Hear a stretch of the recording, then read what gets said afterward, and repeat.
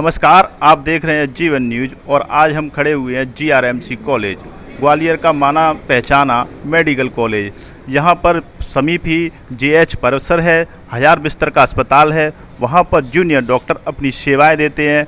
पिछले एक हफ्ते में जूनियर डॉक्टर के साथ जो मरीज के अटेंडर आते हैं उन्होंने अभद्र व्यवहार का परिचय दिया है।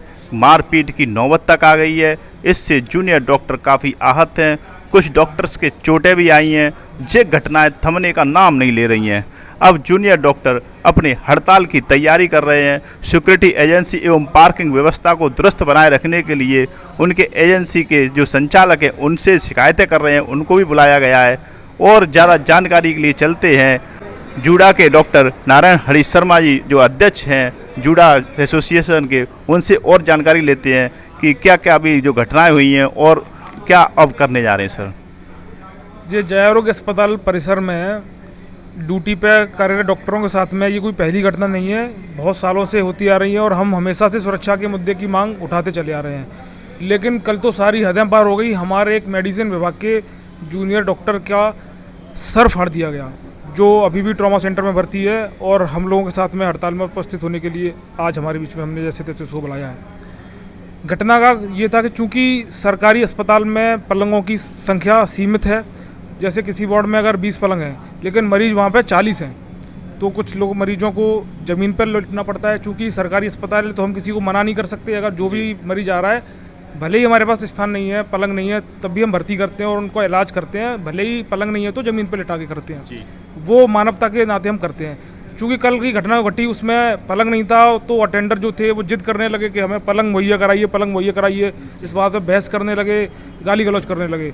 और इतना ही नहीं, वो पलंग जब उनको कहीं नहीं मिला तो डॉक्टर का जो उनका निजी ड्यूटी रूम होता है, या ड्यूटी के दौरान वो वहाँ पे रेस्ट करने का उनका रूम होता है, उस ड्यूटी रूम में आके घुस गए और वहाँ पे सो गए। बोले कि हमें पलंग नहीं मिलेगा तो हम यहाँ पे सोएंगे। ऐसी स्थिति में उनके बाद उनने उस ड्यूटी रूम में घुस के तोड़फोड़ की, वहाँ पे उनने उस लड़के के साथ मारपीट की, दुर्व्यवहार किया। ये बहुत ही शर्मनाक घटना है। मैं अपील करता हूँ इस शहर की और आसपास के जिलों की जनता से कि कम से कम इन चीज़ों को समझें। डॉक्टर्स आपके लिए समर्पित रूप में काम कर रहे हैं, आपके हितों के लिए काम कर रहे हैं। इस प्रकार का दुर्व्यवहार अगर होगा तो ये चीज़ें किसी के लिए भी ठीक नहीं है। इसके साथ ही हमारे साथ जूडा के सचिव डॉक्टर खरे साहब भी हैं। उनसे जानेंगे कि सिक्योरिटी एजेंसी एवं पार्किंग के नाम पर भी काफ़ी अव्यवस्था हैं। सर, सर्वप्रथम तो मैं धन्यवाद देना चाहूँगा कि आपने इस घटना का मीडिया कवरेज दिया है। मैं डॉक्टर आदित्य खरे, सचिव जूडा ग्वालियर। कल की घटना बड़ा निंदनीय है, शर्मसार कर देने वाली है। एक तरफ आप डॉक्टर को बोलते हैं कि भगवान की तुलना करते हैं कि डॉक्टर भगवान है, और भगवान के साथ मारपीट कर रहे हैं। और आपको पता है गजराजा चिकित्सा महाविद्यालय न केवल इस प्रदेश का, आपकी भारत का एक अच्छा कॉलेज है जिसमें विभिन्न क्षेत्रों से लोग आकर सेवाएं दे रहे हैं। उनके साथ अगर आप मारपीट कर रहे हैं तो काफ़ी निंदनीय और शर्मसार घटना है। आपने प्रश्न किया है कि सिक्योरिटी और पार्किंग को लेकर इशू है, तो वो भी कहीं ना कहीं इस घटना से जुड़े हुए हैं। मैं आपको बताऊं कि अगर पार्किंग में या सिक्योरिटी वाले सही काम नहीं करेंगे तो बाहर के असामाजिक तक तो आएंगे, अराजकता फैलाएंगे, डॉक्टरों से लड़ोगे। सिक्योरिटी का काम क्या है हमारे पर? डॉक्टर का काम लड़ाई दंड करना नहीं है। जब कहीं लड़ाई झगड़ा हो रहा है, सिक्योरिटी कंपनी के गार्डों को वहाँ पहुँच के उस लड़ाई को रोकना है और बीच बचाव करना है। और मैं काफ़ी इससे नाखुश हूँ कि कल ये चीज़ें नहीं हो पाई और बार बार नहीं हो पाई।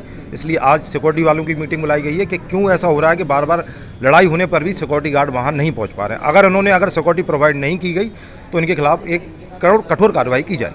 पार्किंग का इशू मैं आपको बता दूँ, पार्किंग का जिसका ठेका है उसका ही ये चौकी नाके चेक पोस्ट बनाए हुए हैं, उनका भी उनका ठेका है। रात में कैंपस में बाहर के असामाजिक तत्व तो शराब पी के गाड़ियाँ दौड़ाते हैं। हमारे कैंपस में लड़कियाँ भी हैं, महिला चिकित्सक भी हैं। और आपको पता है कि दोनों कैंपस दूर दूर, एक कैंपस से दूसरे कैंपस में रात में जाना होता है। इस बीच अगर असामाजिक तत्व आएंगे, पार्किंग चेक पोस्ट वाले काम नहीं करेंगे तो ये एक अराजकता का कारण हो सकता है और है।